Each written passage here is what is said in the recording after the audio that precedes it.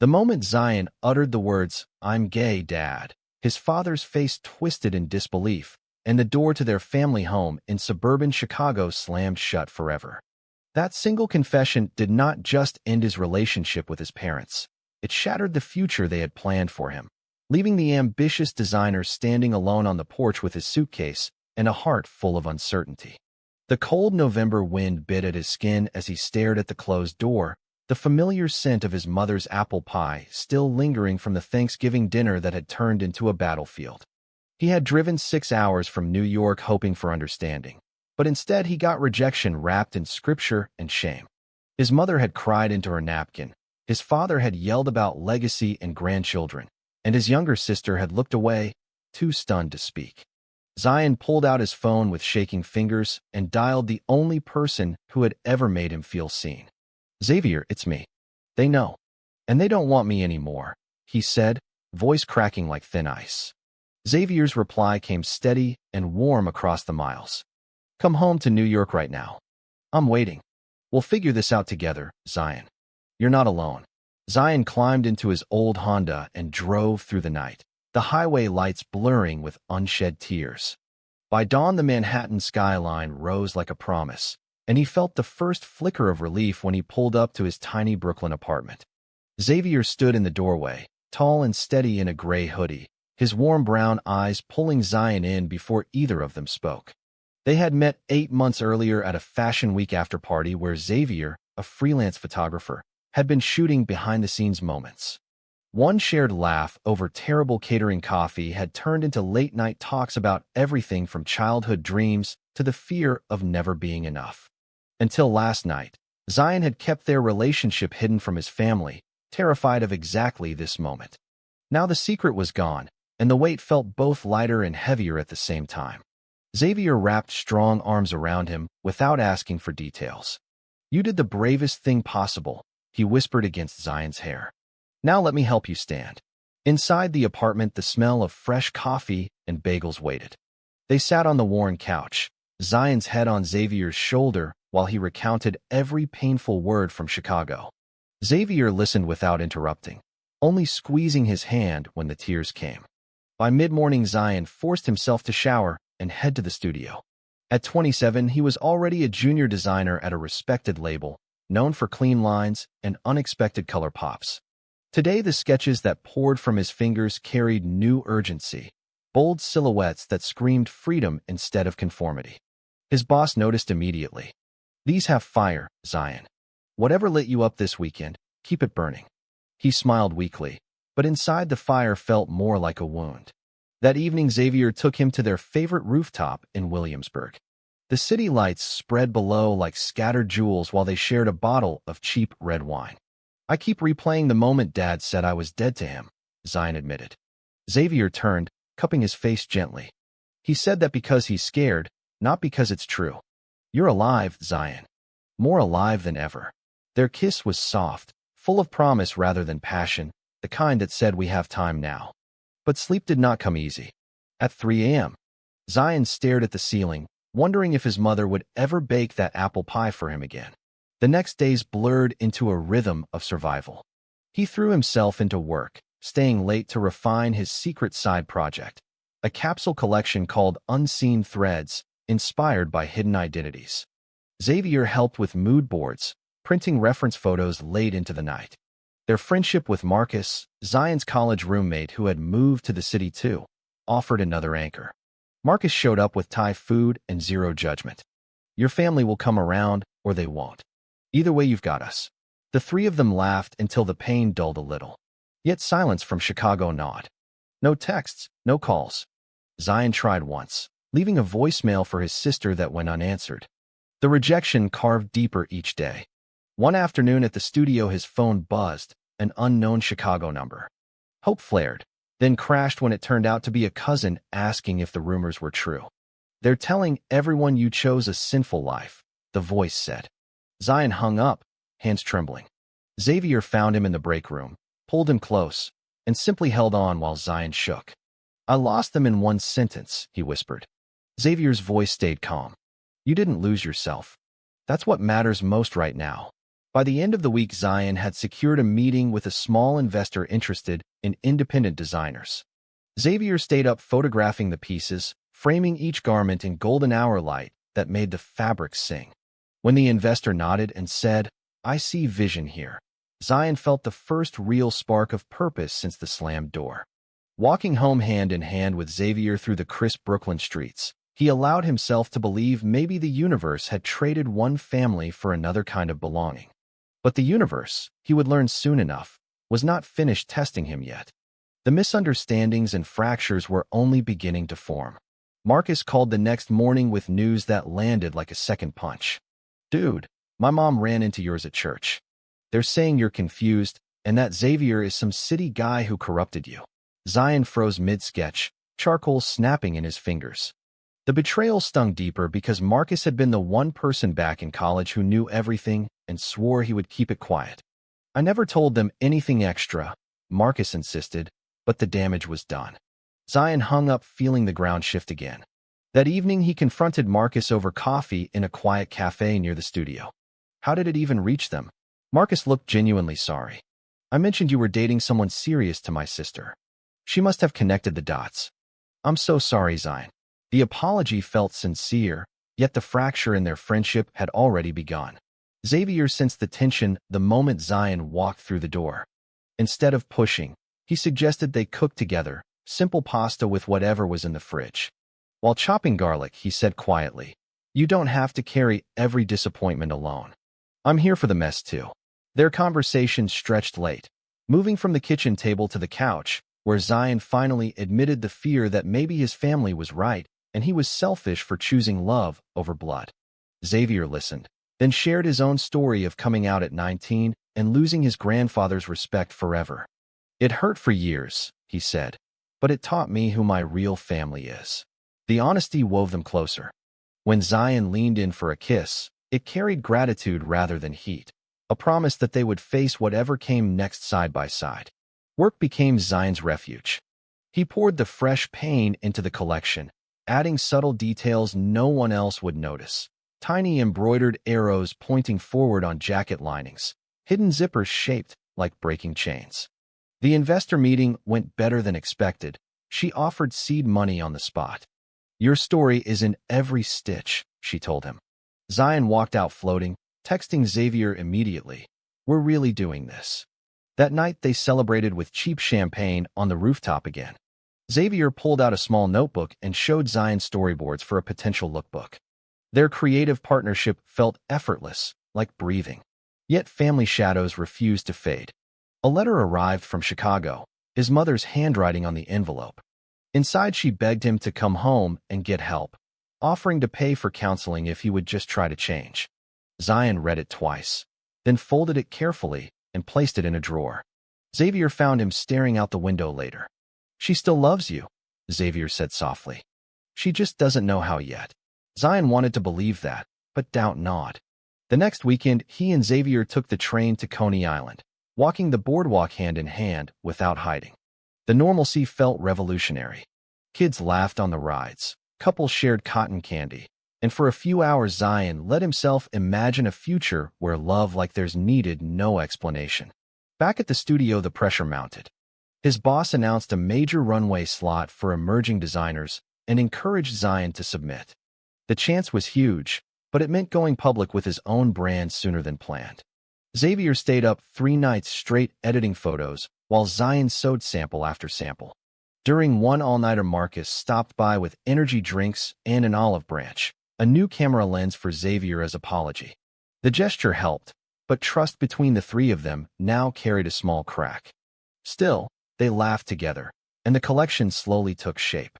One quiet Tuesday, Xavier surprised Zion with tickets to a Broadway show, something light and funny to lift the weight. During intermission, under the theater lights, Xavier turned to him and said, "I'm proud of you every single day. Not just for the designs, but for choosing to live honestly." The words settled deep. On the subway ride home, Zion rested his head on Xavier's shoulder, letting the gentle sway of the train rock him towards something resembling peace. But peace, he was learning, was fragile. The following morning, an email from his sister arrived, short, careful, asking if they could talk.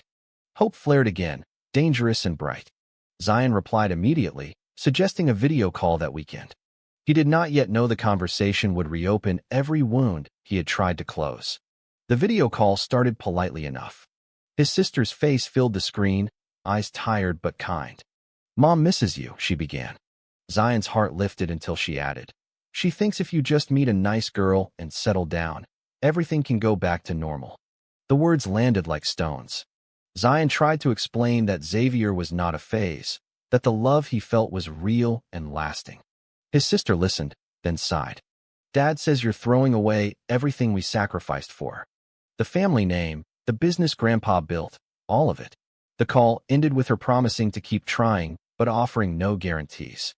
Zion sat staring at the blank screen long after Xavier gently closed the laptop. "They still see me as broken," he whispered. Xavier pulled him into bed and held him through the night. No words needed. The next weeks blurred with runway prep. Zion's collection was accepted for New York Fashion Week's emerging slot, a miracle that should have felt triumphant. Instead, he worked through exhaustion, sketching revisions at 3 a.m., while Xavier edited lookbook videos in the next room. Their bond deepened in the quiet hours. One rainy Sunday, they skipped work entirely, ordering pizza and watching old movies. During a quiet scene, Xavier turned to him and said, "I never told you this, but the first time I saw you at that after-party, I thought, there's someone who carries the whole world on his shoulders. I wanted to help lighten the load." Zion smiled for the first time in days. The moment felt like a turning point, not dramatic, just true. Marcus, trying to repair the crack, offered to help with social media for the brand. He created a clean profile highlighting Zion threads without mentioning personal details. Followers grew steadily. One post, a simple black and white shot of a jacket draped over a chair with the caption, "For the unseen," went mildly viral in design circles. Strangers commented about feeling seen. The validation soothed some of the family-shaped hole.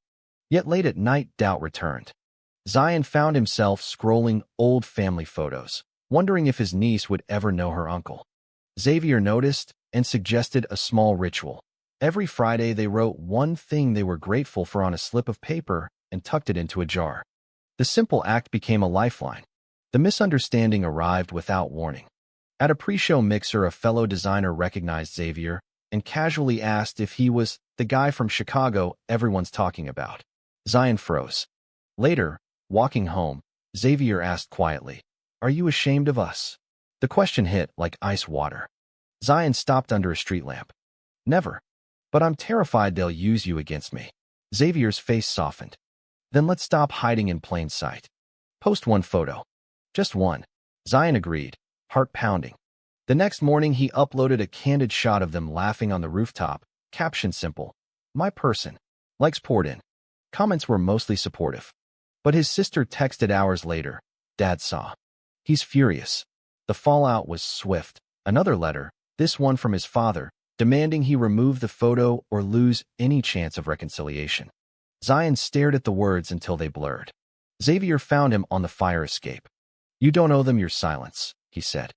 Zion nodded, but the decision to keep the photo up felt like choosing himself over them all over again. Marcus called later, offering to run interference with mutual friends back home. The gesture helped, yet the crack in their friendship widened slightly when Marcus admitted he had liked an old family post without thinking. Small things, but they added up. Still, the show loomed. Zion poured every ounce of pain into the final fittings, adjusting hems with shaking hands. The night before the runway, he stood in the empty studio, surrounded by garments that told his story in fabric and thread. Xavier arrived with takeout and sat on the floor with him. "Whatever happens tomorrow," he said, "you already won by showing up as you." Their kiss tasted like hope and fear mixed together. The morning of the show dawned bright and cold. Backstage buzzed with energy. Zion adjusted a model's collar, heart hammering. When the lights dimmed and the first look stepped out, he felt the entire room shift. The collection moved like poetry, strong shoulders, soft drapes, hidden messages only he understood. Applause thundered at the finale. Backstage, the investor hugged him hard. "You did it." Zion searched the crowd for Xavier's face and found him beaming. For one perfect moment, the world felt right. But perfection, he was about to learn, never lasted when secrets still lingered between two cities. The reviews the next day called the collection brave and deeply personal. Fashion blogs speculated about the designer's story behind the clothes. Zion's phone buzzed nonstop with interview requests. He gave a few, careful not to name Xavier yet, but the photo from the rooftop had already spread. His mother left a voicemail, the first in months, voice trembling. "We saw the show on TV. You looked successful. Call me." Zion played it 3 times, hope warring with caution. Xavier encouraged him to call back, but Zion waited, afraid the conversation would twist into another demand to change. Work at the label offered congratulations and a small raise, yet Zion's mind was already on Zion Threads full-time. The investor scheduled a launch party for the capsule collection. Marcus helped organize, bringing his marketing skills despite the lingering awkwardness. The 3 friends fell into an uneasy but functional rhythm. One evening, over burgers, Marcus finally addressed the elephant. "I hate that I hurt you. I've been thinking about my own family stuff too. We're all figuring it out." The apology landed softly, and Zion accepted it. The friendship mended, not perfectly, but enough. Xavier's photography career took off after the runway shots he captured went viral. A major magazine offered him a spread. They celebrated with a quiet dinner at home, toasting with sparkling water because both were too exhausted for wine. Over dessert, Xavier slid an envelope across the table. "Plane tickets to Chicago for the holidays. Only if you want," he said. "I'll go with you or stay here. Your choice." Zion stared at the tickets, chest tight. The gesture was pure love, yet the thought of facing his parents made his stomach knot. He slipped the tickets into a drawer without answering. The launch party arrived in a whirlwind of lights and music. Designers, editors, and influencers filled the small gallery space. Zion wore one of his own jackets, nerves buzzing. When Xavier introduced himself proudly as Zion's partner, the room seemed to pause for half a second before smiles widened. The support felt overwhelming. Midway through the evening, a stranger approached, a journalist from a lifestyle magazine. "Your collection speaks to so many of us still hiding. Would you consider a full interview about your journey?" Zion glanced at Xavier, who nodded encouragement. He said yes. The article published 2 weeks later with the rooftop photo on the cover. Within hours, his sister texted, "Dad, read it." He didn't say anything, but he didn't throw it away either. Small cracks of light appeared in the wall of silence. Yet not everything was healing. An old college acquaintance posted a vague comment online about certain people choosing fame over family, clearly aimed at Zion. The troll wave that followed rattled him more than he admitted. Xavier found him deleting comments at 2 a.m. and gently closed the laptop. Their opinions don't get to live rent-free in your head. The next morning, Zion woke to find Xavier had made pancakes shaped like hearts. The small act grounded him. They spent the day walking the High Line, talking about future plans, maybe a shared studio space, maybe adopting a dog. Dreams felt possible again. Marcus surprised them with tickets to a Knicks game, trying to keep the friendship alive in normal ways. During halftime, he pulled Zion aside. "I talked to your cousin last week. Your mom's been asking about you more. She keeps a scrapbook of your press clippings." The information lodged in Zion's chest like a seed. That night, he finally dialed his mother's number. The call lasted 7 minutes. Awkward, careful, but no yelling. She asked about his health, his work. He told her he was happy. When he hung up, tears ran down his face. Xavier simply held him, letting the quiet do its work. The turning point arrived quietly. A letter from his father, not angry this time, but short. "We saw the magazine. Your mother cried. Maybe we were wrong about some things." Zion read it aloud to Xavier on the fire escape, while city lights twinkled below. The words were not an apology, but they were not rejection either. For the first time in months, Zion allowed himself to hope the door might one day open again. Yet hope, he knew, came with risk. The biggest test was still ahead, waiting in the form of a family crisis no one saw coming. The call came at 4 a.m. His sister's voice shook. "Dad had a heart attack. He's stable, but the medical bills were drowning." Zion sat up in bed, heart racing. Xavier woke instantly, hand on his back. Without hesitation, Zion transferred every cent from his launch profits, enough to cover the first round of bills. He did it anonymously, routing the money through Marcus so his name stayed hidden. They don't need to know it's from me yet, he told Xavier. The decision felt right and terrifying at once. The following weeks became a delicate dance. Zion worked double shifts at the label while scaling Zion Threads. Xavier took on extra shoots to help financially. Marcus stepped up, handling shipping for online orders. The three of them formed a quiet support net around each other. One night, after a long day, Zion broke down in the kitchen. What if I'm just buying their love? Xavier knelt beside him. You're giving them a chance to see the man you are? That's not buying, that's grace. The word grace settled deep. Fashion Week approached again, this time with Zion Threads as a featured independent brand. The pressure was immense. Zion designed a new piece, a coat with a hidden inner lining embroidered with the words "Still Your Son" in his father's handwriting, scanned from an old birthday card. Only he and Xavier knew the meaning. During final fittings, a model asked about the embroidery. Zion smiled softly. It's a message to someone who needs time to read it. The night before the show, his mother called. We saw the announcement online. Your father, he wants to come. Is that okay? Zion's throat closed. He said yes before he could overthink. The next day, the show went flawlessly. Applause thundered when the final look, the embroidered coat, closed the runway.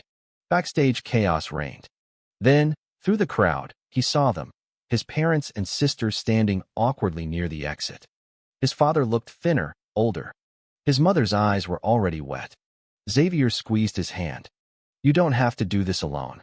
Zion walked over slowly. His mother hugged him first, whispering, I'm sorry, into his shoulder. His father stood stiff, then extended a hand. We watched every interview. We read the magazine. We were wrong about a lot. The words hung between them. Zion took the hand and pulled his father into a hug. Tears came from all of them. His sister filmed none of it, just stood there smiling through her own tears. Later, at a quiet diner nearby, the conversation spilled out in fragments. His father admitted fear had blinded him. His mother confessed she had kept every press clipping. They asked about Xavier, who sat quietly supportive. When his father finally shook Xavier's hand and said, "Thank you for standing by him when we didn't," the circle felt complete. No one mentioned the anonymous money. Some truths could wait. The weeks that followed brought careful rebuilding. Weekly calls became routine. His parents visited New York for a long weekend, staying in a hotel but eating dinner at the Brooklyn apartment. His mother hugged Xavier like a son. His father asked to see the studio and listened while Zion explained each piece. The pride in his eyes was new and fragile, but real. Marcus joined one dinner, the old friendship fully healed now that the secret pressure had lifted. Yet the journey had changed all of them. Zion understood that acceptance was not a finish line, but a daily choice. He and Xavier moved into a slightly larger place together, hanging the first piece of art, a framed photo from their rooftop, above the couch. Life settled into a rhythm of work, love, and the slow mending of old wounds. The pain had been real, the sacrifices deep, but the man Zion had become was someone both families could finally see clearly. Spring arrived in New York with soft green leaves and longer days. Zion Threads had secured its first retail partnership. The embroidered coat sold out online within hours. Zion stood in the studio one afternoon watching Xavier edit new campaign photos, sunlight catching the silver band on Xavier's finger, a simple promise ring they had exchanged quietly the month before. No big proposal yet, just a daily choice to keep choosing each other. His parents called every Sunday now. His father had started physical therapy and talked about visiting for Fashion Week next season.